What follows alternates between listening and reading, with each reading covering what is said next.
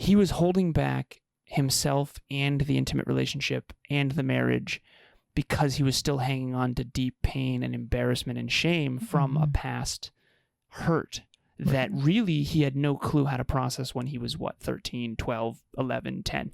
Really, it's keeping you two stuck, and it's preventing your partner from even having that growth, right? So I want this example to help be that slingshot for other couples to really reflect inwardly and think about, what limiting core belief might I have that is actually preventing our entire relationship from growing? Conscious couples, business partners, and singles committed to attracting their dream partner. Welcome to the Conscious Couples podcast, where we share our life, love story, and combined relationship expertise to help you create and consistently cultivate the most magnificent, intimate relationship possible. Never again will you feel hopeless and alone in your intimate relationship challenges. Having accumulated thousands of hours coaching conscious couples and individuals all over the world, as well as starting and growing a global business together, Alan and I are here to guide you in all things relationships. Thank you again for tuning into the one place where it's not about you or me, it's about the we. Conscious couples and singles, welcome back to the one and only Conscious Couples podcast. Today we have episode number 127. How much is your past hurting your relationship? So we have a powerful, powerful story from one of our clients that actually is really funny.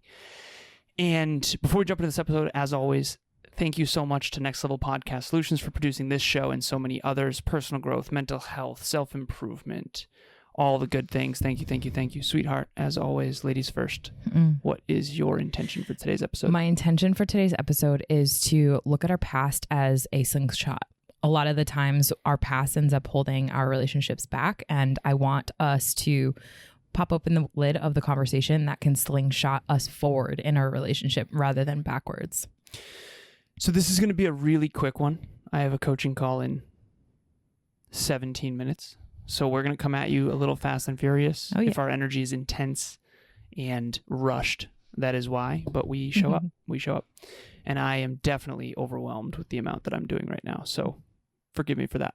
Okay, so the opening story of this, the origin story, is we had a client who got engaged, and they had an engagement party. And at the engagement party, and if you're out there watching or listening, these people know who they are. The female in the relationship adores karaoke, and they broke out the karaoke in the middle of the engagement party, and one of the male counterpart in this relationship does not adore attention. They shy away from the limelight. They don't want the attention on them, and they're very scared. And they're honest about that. They're very fearful of karaoke. And this person, I know deeply, I've been coaching him for a long time, and I'm a huge fan, wonderful human being. But basically, he said, I was a coward. Yeah. I was a complete and utter coward. And so Emilia and I talk often about how in relationships, there are surface level indicators of deep-rooted problems. What I mean by that is, if you've ever snapped at your partner about something seemingly insignificant, like having a bad hair day, or you're traveling and all of a sudden you get triggered by something, or something as simple as karaoke. Doing karaoke at an engagement party with your future wife on the surface doesn't seem like a big deal. But this person's past, when he was in the spotlight, there was a really big traumatic exile, pain body. I'll let you speak to that. Fear that was triggered. And so instead of having courage and vulnerability and saying, screw it, let's do it, he missed an opportunity to create a core memory. And Emilia is going to explain from a clinical perspective. Yeah. And also the relationship talks coaching call that we actually had before the engagement party, we had asked this couple, what's the one thing that would make this whole engagement party stress really worth it to you? And we asked each individual in the couple, and the woman in the relationship had said, like, if we karaoke together, and their homework, because of that, honoring that, right? When you're in the midst of engagement party or wedding planning or whatever, it's so stressful. And the couples oftentimes forget about that it's about them, you know, and there are certain things that you guys get to have and do. And this is your life, right? Create those memories, create those core memories together. And so their homework was to actually pick out the song that they're going to do to prep, full well knowing that there was some fear here on the male counterpart's side. And when that moment actually happened, fast forward, we're talking about it after the engagement party had happened. In hindsight, the story that the partner was telling to himself was that he just doesn't like it and that he's fearful of it. But that was just like a bobber approach that we call, not really deep enough to really see what was actually underneath there. And when we peeled back the layers in the relationship talks call after the fact, what we ended up recognizing, and Alan and I could see it because we've been there 1,000 different times. And that's why we're so grateful to be able to guide this couple, because when we see it, they have the humility and the open-mindedness and the self-respect for themselves to go a little bit deeper. Go ahead. So I had intuitively noticed, and I've known this person for 5 years, I had intuitively noticed that there was something in their childhood that they were the center of attention, and it caused massive pain and embarrassment, shame, something of that nature, ridicule. Yeah. And this person wouldn't mind us sharing this, but it's anonymous anyway. And essentially what we realized is that this person had learning, what we refer to as learning challenges or learning disabilities. I put that in quotes because I don't know how I feel about the disability thing. Yeah. But ADHD challenges before ADHD was recognized in the way that he has it. And so he essentially, so his mom was trying to help him develop through school. Yeah. And he believes that he was studied and observed and not really explained why I'm being treated so differently. So for example, he was given different tests. This is the example he used. Yeah. He said, when I was younger, I would be singled out in class and given a different test. So if Emilia had A, B, C, D, I would just have a test with only A and B. So I had a 50-50 shot to get. So he was singled out in a negative way so much in his childhood that the last thing he wanted was the spotlight again. And so we really, I mean, there was great crying. It was humble, courageous, and super vulnerable. And I knew it would be because I could see that it had anything to do with karaoke. Yeah. I knew it had nothing to do with karaoke, man. Karaoke's fun.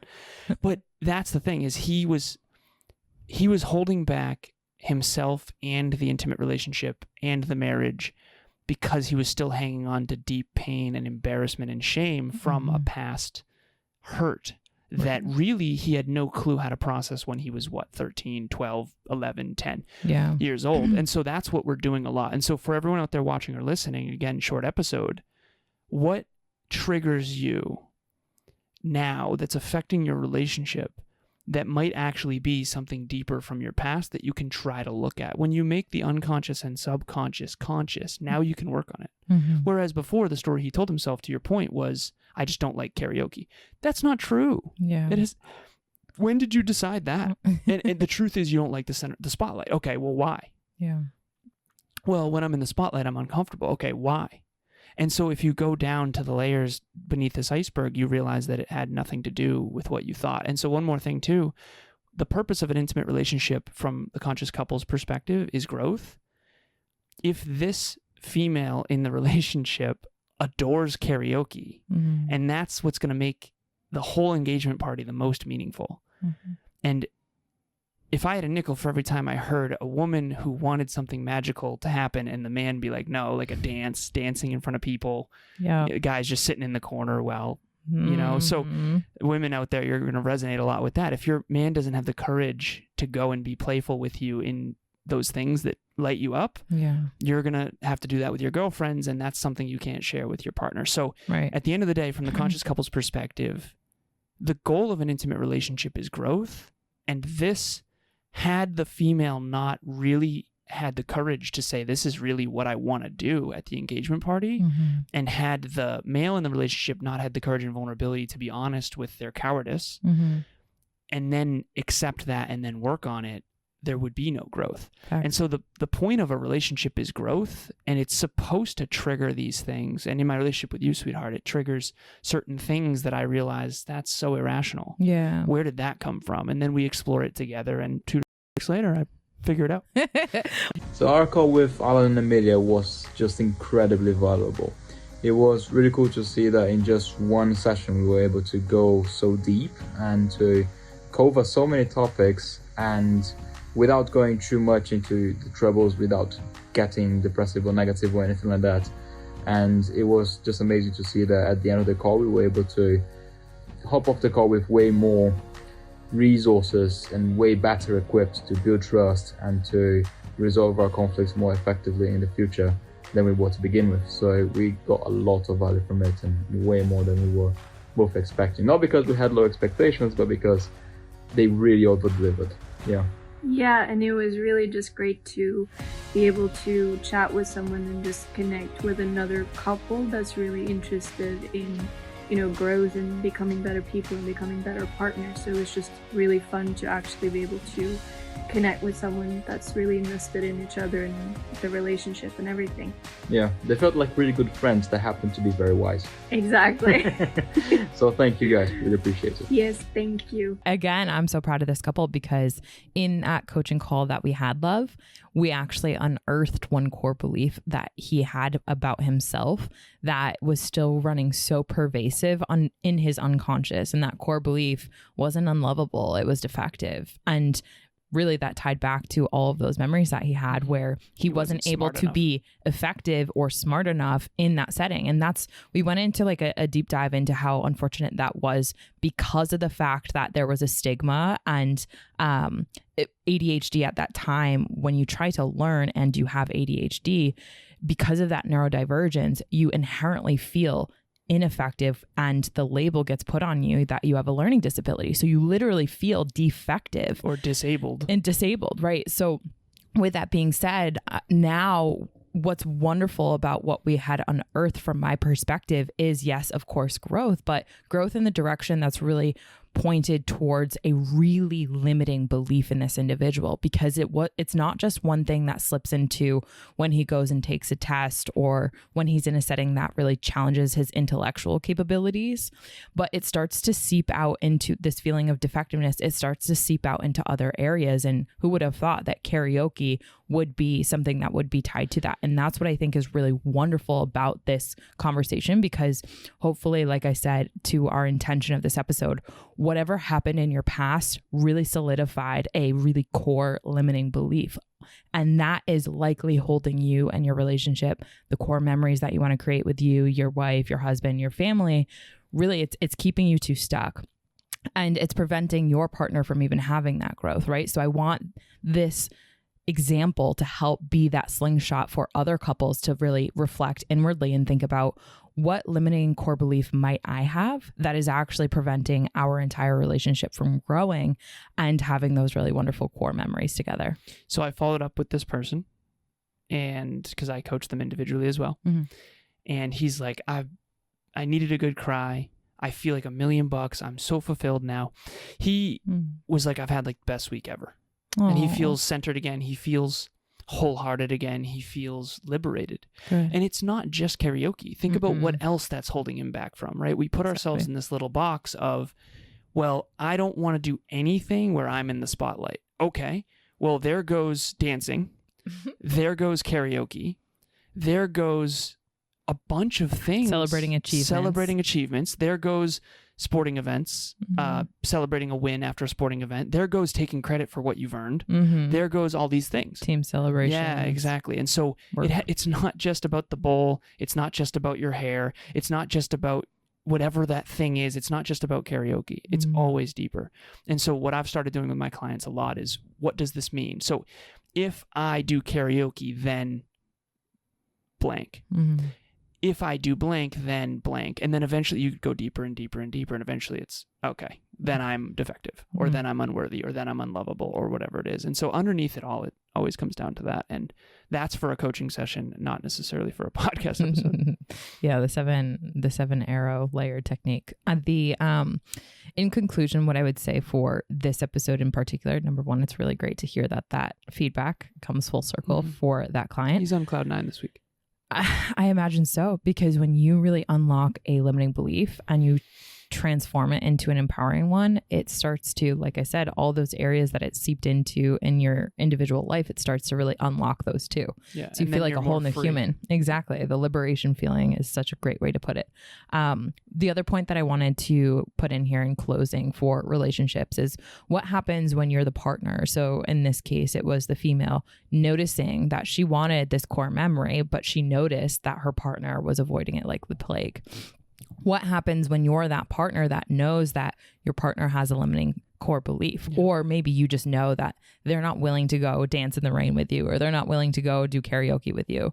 What do you do when that happens? What I think she did an extraordinary job of is she didn't force it.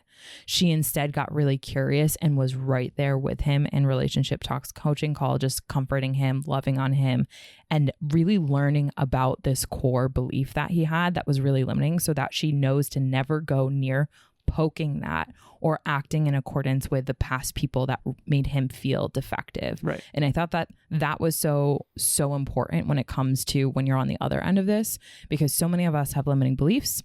And when our partner pokes us further into that hole, it is so detrimental to relationships, and it really prevents the growth that we have here. Yeah, it makes it even worse. Yeah. Like if she were to shame him for this, or laugh at him, or laugh at him, anything, or make him embarrassed, or make him feel bad, it would make it even worse. Oh yeah. Yep. Which is the worst idea of how to get someone to do karaoke. So, sweetheart, one last question. I know we got to jump. Yep.